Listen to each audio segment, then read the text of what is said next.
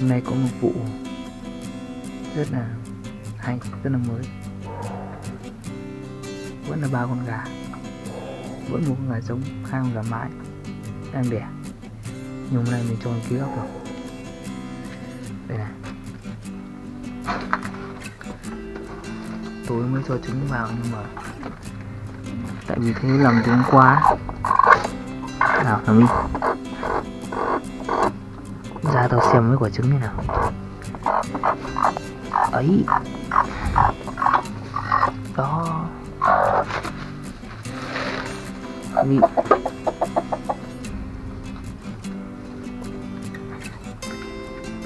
Hôm qua mới thấy nó làm vỡ. Hôm nay là hai anh em ra thấy nó vẫn đang nằm nữa. Bảo là thôi cho thêm trứng vào cho nó có thể, tại vì cái con gà kia nó bóng lắm.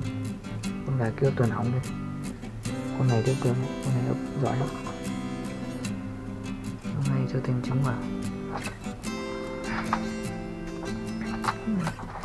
Ơi đừng có ngã xuống, vỡ hết trứng. Đêm hôm nọ choạng rơi đấy hỏng hết của tao. Thôi cho mình vào đi.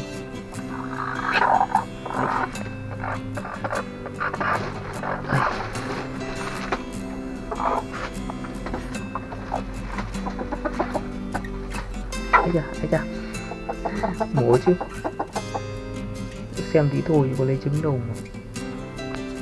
Đi vào xem nào.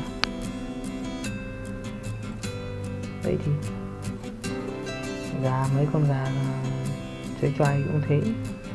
Đây là cũng là con của con gà này. Anh gà trống này thì khá là ok đấy, giá rồi nhưng mà hiệu quả cao. Giá cho ấp một lứa, bởi vì tầm này nó cũng gần cuối năm rồi, nó cũng mát trời rồi, nuôi dễ. Đợt trước nuôi đến khổ. 2 giờ sáng, có hôm 2 giờ sáng mà gà con nó còn nắm tay, còn chưa biết là mưa gió thế nào, cứ ra cái chỗ không có mái che nằm, đêm đến vứt bằng sạch. 1-2 giờ đêm mình nhắn tin cho mẹ luôn, bảo đang ngồi sấy nông cho gà. Cái chuyện này nó hài nhưng mà đúng thật là chỉ có hai mẹ con biết thôi, đúng vui thật. Hôm sau bà kể chuyện cho cả nhà dưới nghe, cả nhà bó tay luôn.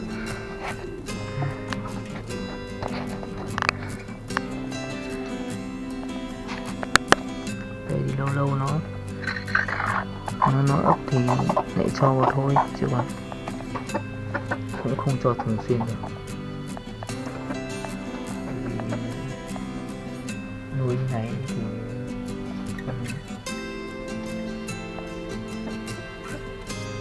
mấy cái con gà nó vào nó nhìn trứng, nó coi trứng nó đùn đấy, đợi trứng quá. Cái con này, cái con gà trên đậu trên nằm đấy, ấp trứng như thế. Cái con này nằm ấp trứng nó toàn thói ra ngoài đi, ấp bao nhiêu hỏng hết. Con này nó ấp giỏi lắm. Trứng thì nó nở ra thì để ăn rồi, là nói chung là chủ yếu là anh em xóm thôi, chứ mình không nấu cơm thì mình cũng chả có quan tâm lắm. Nhưng mà cung cấp được cái vấn đề đấy là một cái rất là có tuyệt vời. Lâu lâu thì thời tiết nó mát mẻ này thì nuôi được thì cho ấp, chứ còn bình thường thì cũng không cho ấp đâu. Cứ mỗi một lần 2 con gà nó đẻ hơn 20 quả trứng chẳng hạn, nó cho ấp liên tục thì chắc mình nuôi nó mình chết.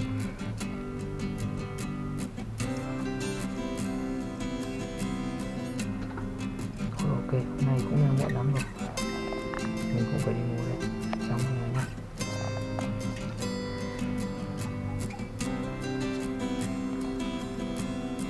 Mà thấy thú vị mà muốn xem con gà con này nó có lở hay không thì vẫn đăng ký. Khi nào mà có gà con nào chắc chắn mình sẽ ok.